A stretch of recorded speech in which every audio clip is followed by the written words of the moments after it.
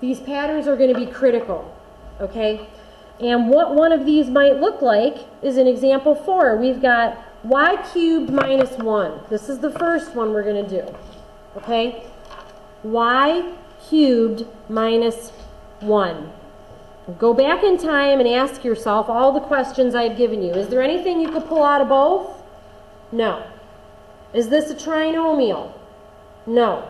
Is this the difference, it is, of squares? No. But it's the difference of something, isn't it?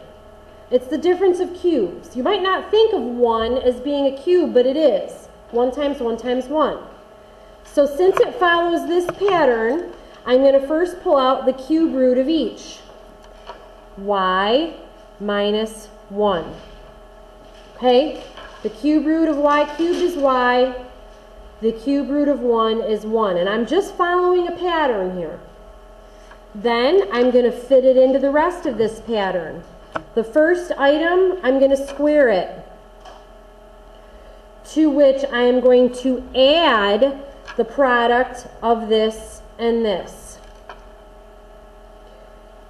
to which I'm going to add that squared. Okay? That's the end of that scenario. Okay? Follow the pattern. Letter B, what if you have a coefficient? 8u cubed plus v cubed. There's nothing I could pull out of all of them. These aren't trinomials. It's not a different of squares. It's not a difference of cubes, but it's a sum of cubes. What's the square root of 8? I mean cube root of 8. 2, thank you. Cube root of u cubed is u. The pattern above, when it's the sum, it becomes the cube root plus the cube root. So this is A, this is B. We're following the patterns that they've given us.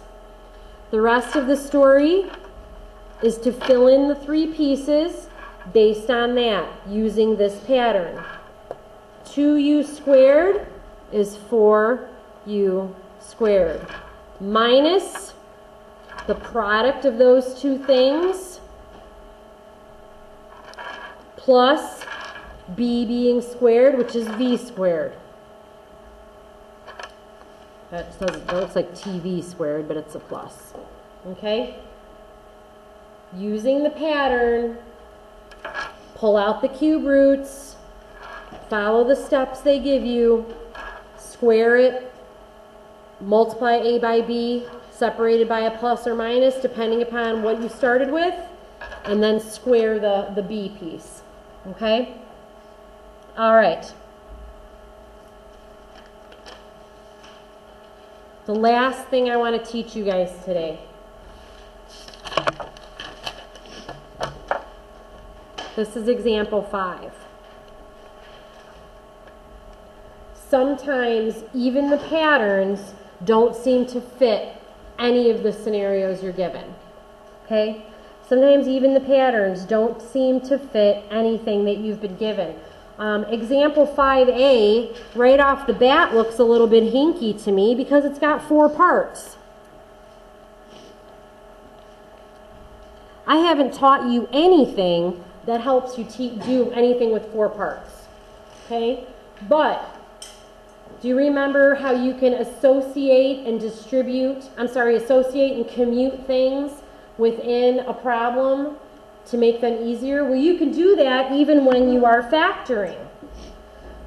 For example, the first term, which is this, and the third term both share factors. So I'm going to group those two together. 3xy minus 6x. I can do that. These two also share a factor.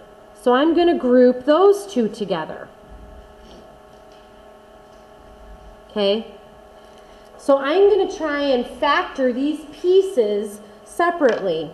First, I'm going to factor 3xy minus 6x. What can I pull out? 3x times y minus 2. Do you guys see that? Y minus 2. And what if I pull out 2? I get negative 2 plus y. This and this are the exact same thing, only flip-flopped, right? So what I am saying is 3x and 2 are both being multiplied by the same thing. Just because it's reversed doesn't mean it's still not the same thing. That's still a positive y, that's still a negative 2.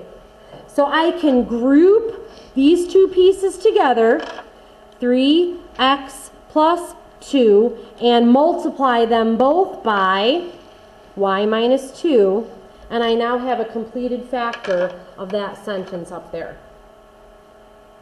These take the most practice, guys. I completely get that. All right. So all I did here was recognize that no patterns worked, and I recognized that some of these shared common things, so I grouped it that way and prayed that I would find that they were being multiplied by the same thing. Since they were both being multiplied by the same thing, I could group those two items and write it this way. Okay? B is another one that you don't know how to do. X squared minus, I'm sorry, that's an S. S squared minus 4t squared minus 4s plus 4. Well, there's a lot of 4's in here. Maybe I can group that. I've got s's. Maybe I can group those. Or maybe there's some other pattern I can create if I group this stuff together in another way. The first, the third, and the last item form a handy-dandy perfect square trinomial. This takes practice. Okay? So I just grouped these three items. Okay? And I'm going to leave that one hanging at the end of this sentence. Okay? I moved everything around. I moved these three so that they're together. And I'm going to leave that hanging at the end. So this perfect square trinomial is going to be s minus 2 squared, right? S minus 2 squared. Okay, I can't ignore this though.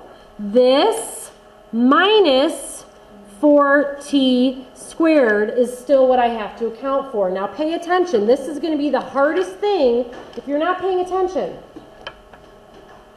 Is this a perfect square? Is this a perfect square? So you're saying this is the difference of two perfect squares? You may not recognize it because it looks like this, but it sure is. I can group this and say the square root of s minus 2 squared is s minus 2. The square root of 4t squared is 2t. Since it's the difference of two perfect squares, one of these takes a plus in this position, one of these takes a minus. This is completely factored. There's nothing else I can pull out of this, nor is there anything I can pull out of that. Okay?